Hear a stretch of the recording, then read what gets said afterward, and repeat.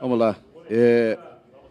Mano, para muitos o resultado confirmou aquilo que se esperava, né? Venceu o melhor time, o favorito, mas do outro lado um adversário valorizando e vendendo caro a derrota. O que você achou do clássico? Além do resultado, claro que é sempre bem-vindo, o Cruzeiro inverteu uma vantagem para o segundo jogo, mas te agradou o que o Cruzeiro produziu hoje?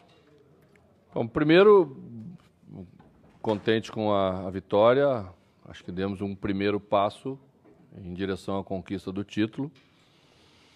E eu esperava exatamente um jogo assim, o Cruzeiro esperava exatamente um jogo assim, né? Penso que podíamos ter rendido um pouco mais. Penso que em determinados momentos fizemos escolhas um pouco apressadas, principalmente no primeiro tempo. Segundo tempo voltamos um pouco mais tranquilos, né? Mas a gente não tinha nenhuma ilusão sobre as dificuldades que nós íamos ter diante de um adversário tradicional, como sempre foi, num clássico como se joga aqui em qualquer lugar.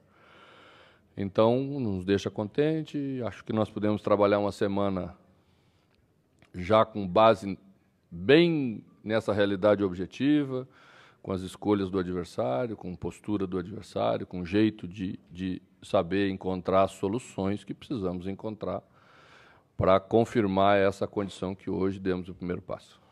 Mano, e o quão é importante essa condição agora do Cruzeiro ter revertido essa questão da vantagem do Atlético, podendo aí empatar para ser bicampeão consecutivo aí do Mineiro? A questão básica é que o Atlético vai atacar o Cruzeiro no segundo jogo. Precisa atacar o Cruzeiro no segundo jogo. E esse fato cria uma nova situação para a partida. A partida foi jogada muito, na sua grande totalidade, com o Cruzeiro com a posse e o Atlético jogando em seu campo com as linhas bem baixas, bem próximas à área. Acho que isso muda a característica do jogo. Esse primeiro passo, essa reversão da vantagem, muda essa maneira como o jogo pode ser jogado. Então, vamos esperar, vamos nos preparar para fazer um jogo melhor do que fizemos aqui, na minha opinião. Acho que podemos fazer um jogo melhor para tentar confirmar essa condição. Ô, mano, o começo do segundo tempo, o Cruzeiro fez 12 minutos e meio em cima do Atlético. Prensou o Atlético. E o Atlético teve o Vitor fazendo cera, tanto que tomou cartão amarelo no segundo tempo. Você esperava esse comportamento do adversário, mesmo perdendo, recuou, para não tomar o terceiro, para não ter uma desvantagem pior no segundo jogo? E se você acha que o Cruzeiro merecia ter vencido por mais, ou 3-1, por exemplo? Bom, fizemos o terceiro gol, né? Que é um lance meio discutível, né? Que o pessoal do VAR viu a bola bater na mão do Fred. Eu acho até que bateu mesmo. Não tem um erro aí na visão. Na minha opinião, tem um erro de interpretação. Porque se um zagueiro cabeceia aquela bola na área, aquela bola, depois de cabecear, raspa no braço, não se marca pênalti. Essa é a instrução que se dá e que todo mundo fala que é o correto. Então, se é para o defensor, também vale para o atacante. Então, eu discordo da interpretação. Mas eu adverti já alguns dias atrás sobre a questão do lance em câmera lenta. O lance em câmera lenta, ele cria uma ilusão da profundidade da jogada, dessas questões. Então, realmente, a bola bateu, mas eu acho que ela não foi proposital para desviar, para tirar uma vantagem de uma situação. E como ele cabeceou primeiro, eu acho que o gol deveria ser validado. Essa é a minha interpretação do lance, embora reconhecemos que tenha batido na mão. Então, aquela hora, a gente vivenciou pela primeira vez a experiência de ter um gol anulado depois da comemoração. Uma comemoração efusiva, você completa, você sabe que está fazendo um lance importante, o estádio incendeia porque é um 3-1 e daqui a pouco se volta atrás. Então, deu uma caída assim, na equipe. Eu achei que a equipe deu uma parada a partir daquele momento, coisas que a gente tem que aprender que não pode acontecer também. Mas não temos nem reclamar para cá nem para lá, né? O Atlético também acha que não houve escanteio no lance do nosso segundo gol. A gente respeita a opinião, a gente não está aqui para criar polêmica. Eu apenas estava externando a minha opinião sobre o lance do gol do Fred.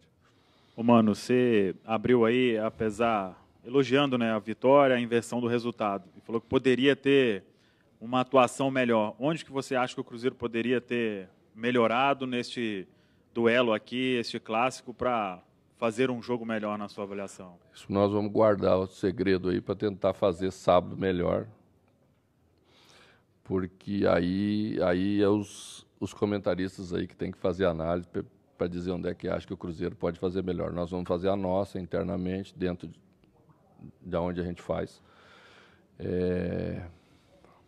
Acho que a gente precipitou algumas escolhas, né? A gente tem que ter um pouco de calma quando enfrenta um adversário que está jogando com a linha mais baixa. E, ao mesmo tempo que você tem que ser calma, na hora que aparece a jogada, você tem que acelerar em direção ao gol. Então, algumas vezes fizemos escolhas, o que é normal também, né? Mas vamos trabalhar para fazer melhor. Ô, Mano, o Cruzeiro teve algumas jogadas hoje bloqueadas pelo Atlético, principalmente com o Marquinhos Gabriel, embora ele ainda tenha feito gol. E a gente sabe que o Cruzeiro tem conseguido um repertório de variação de jogadas para sair dessa marcação. Elas devem dobrar lá na partida da semana que vem? Vocês acreditam nisso? E a semana vai ser trabalhada para isso? Pois é um bom exemplo, né? Acho que a gente insistiu muito com a jogada de Marquinhos Gabriel no primeiro tempo, numa bola longa, uma bola sem tanta qualidade de trabalho, porque entra uma, entra duas, na terceira o adversário é inteligente, sabe o que você está fazendo e neutraliza, né? É um dos fatos que penso que nós podemos melhorar, melhorar no posicionamento, fazer uma variação para criar uma dúvida maior no adversário nas suas linhas de marcação. O Atlético marcou bem, o Cruzeiro tem que encontrar soluções para sair dessa boa marcação. Ô, Mano, você guardou durante a semana se Pedro Rocha viria ou não para o jogo. Naquele momento que você colocou o Pedro, qual que era a tua intenção? Explorar mais aquele lado esquerdo, já que o Atlético tinha tirado o Luan, que foi um secretário do Guga no primeiro tempo. O que você pensou naquele momento? Eu acho que o Rodriguinho estava com um pouco de dificuldade por dentro. Então eu trouxe o Marquinhos Gabriel, que é um jogador que carrega a bola, tem mais força para transpor e carregar em cima da marcação. E à medida em que esse jogador vence uma marcação, abre um espaço de, às vezes, 2 contra 1 em cima de um defensor. E acho que Pedro Rocha, David, que ainda está voltando, são jogadores adequados para você fazer aquilo naquele momento, então por isso foi a escolha. Mano, falando especificamente de uma jogada, você falava aí de detalhes, de precipitações, às vezes, a respeito do gol do Atlético. Marquinhos Gabriel no lance sai com muita velocidade, né? Parece que fica um pouco sem escolha, poderia ter feito o passe, acabou segurando um pouco a bola, o Atlético roubou a bola, foi lá e acabou fazendo o gol. É a respeito disso que você fala, às vezes, das precipitações? As escolhas são dos jogadores dentro do campo. E, às vezes, eles têm dias que fazem escolhas melhores, às vezes não tanto, né? Também foi um lance que perdemos a bola aqui, quase no ataque. Então, você não pode deixar para esse lance a responsabilidade de um gol que você sofreu, né? O gol são uma série de detalhes que acontecem e que faz com que a gente fosse batido numa hora que o Atlético até estava tendo dificuldade para construir, né? Mas é aquela coisa, né? Estamos partindo por um contra-ataque, tínhamos 2 jogadores à frente do Marquinhos Gabriel, um deles não é um velocista, que é o Fred, outro lado era Rodriguinho, que também não é um velocista, e quando você não é velocista, você não corre, você aproxima. Então faltou um pouquinho de voltar para fazer um pivôzinho, para desafogar o Marquinhos, que estava carregando já a bola a 40 metros, às vezes você cansa, né? O adversário toma a bola com a facilidade que não pode tomar, porque aí é o contra-ataque do contra-ataque. E aí pegou a nossa defesa um pouquinho desposicionada. Mano, na sexta-feira a gente conversava que essa crise toda aí emocional do rival poderia afetar dentro de campo.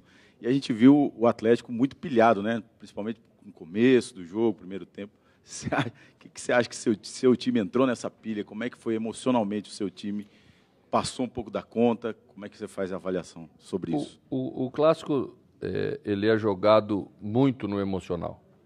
mais do que todos os outros jogos, o clássico é jogado no emocional.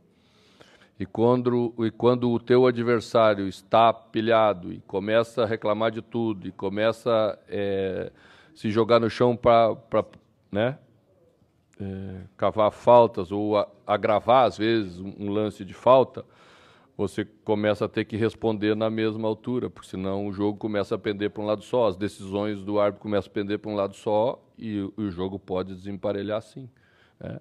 Equipes experientes fazem isso em determinados momentos, o Atlético tem jogadores experientes, em determinados momentos fez, a gente respondeu. Mano, as duas expulsões do final do segundo tempo, na sua opinião, quem perde mais? O Cruzeiro perdendo o Rafinha ou o Atlético perdendo o Adilson? Não cabe a gente fazer avaliação de mais ou menos. Eu estou triste porque a gente perdeu o Rafinha.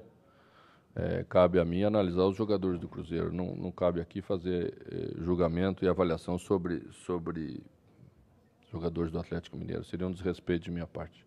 Mano, aqui. Então você pede o Rafinha. Pode ganhar o Thiago Neves para o sábado? Tem essa possibilidade? Temos essa possibilidade. Finalmente temos essa possibilidade. Trabalhamos para tê-la. E trabalhamos para tê-la melhor. No melhor que Thiago já pode entregar, é um jogador experiente, decisivo. É importante para um momento como esse, sem dúvida nenhuma. Uma parte do jogo certamente vai estar em campo. Final do primeiro tempo. Aqui. Um lance do Dedé disputa a bola dentro da área, de cabeça e tal. A bola sobe o Ricardo Oliveira, ele chuta, o Fábio defende. O time do Atlético inteiro vai pedir para o juiz pedir o VAR. Você não acha que estão esquecendo que existe lei de vantagem, não? Por causa desse VAR, esse troço aí está começando a degringolar, não? Não, nós estamos num momento de adaptação, sem dúvida nenhuma estamos num momento de adaptação. Mas eu me preocupo exatamente quando as coisas não são claras. Elas precisam ser claras porque nós temos que entender como elas funcionam para nos comportar de acordo com o funcionamento do VAR. Finalzinho do jogo, houve um lance disputado entre Thiago e Rafinha. O árbitro parou, colocou a mão no ouvido e era um lance de falta, uma falta lateral ou não falta. Me parece que aquilo claramente não é de VAR. Então não pode o árbitro nessa hora se omitir de arbitrar o jogo. A responsabilidade continua sendo dele, os critérios também são dele. Tem horas que ele não vai aplicar e tem horas que ele vai aplicar. Tem horas que ele vai ser mais rigoroso de acordo com o jogo, tem horas que ele vai ser menos rigoroso. Isso cabe ao árbitro, né? Cabe ao árbitro arbitrar o jogo de acordo com as regras e com circunstâncias importantes de um jogo de futebol. Não cabe a outra pessoa fazer isso. Então, é isso que nós precisamos deixar claro, porque é para todo mundo entender. Mano, a escolha, evidentemente, é do adversário, mas pelo bom senso, pelo bem do futebol mineiro, o mais adequado seria o segundo jogo ser aqui, nesse templo sagrado que é o Mineirão, na sua opinião ou não? Não cabe a nós, Arthur. Acho que qualquer declaração nesse sentido, acho que seria uma certa, até uma prepotência nossa. Cabe ao Atlético até ter o direito, está no regulamento que ele tem o direito de escolher onde ele vai mandar o jogo, tá? E nós vamos estar lá ou aqui para jogar o segundo jogo da final e fazer um grande jogo, como a gente fez hoje, disputado, acirrado, né, emocionante, para tentar conquistar o bicampeonato. Mano, você falou sobre o próximo jogo, né, e a reversão da vantagem, mas eu queria que você revelasse para a gente se tem algum tipo de armadilha, né, porque o time com uma vantagem tende a, né, pelo menos, você não espera isso, a entrar um pouco mais, né, relaxado. Você vai cobrar isso dos jogadores? Porque é uma final, acho que nunca vai passar pela cabeça deles, mas se tem uma armadilha sobre isso. Não, nós temos o exemplo claro do ano passado. Nós viemos para o segundo jogo no Mineirão com 1-3, né, contra, e conseguimos reverter. Então, na história dos dois clubes, na grandeza dos dois clubes, certamente estão presentes fatos que confirmam isso. Então, não temos que procurar nada diferente do que a história e a grandeza do clássico já mostrou. E é isso que nós vamos fazer. Mano, boa noite. Do ponto de vista de estratégia, de preparação, muda alguma coisa no seu trabalho entre a escolha do Independência ou do Mineirão? Não, para a gente não.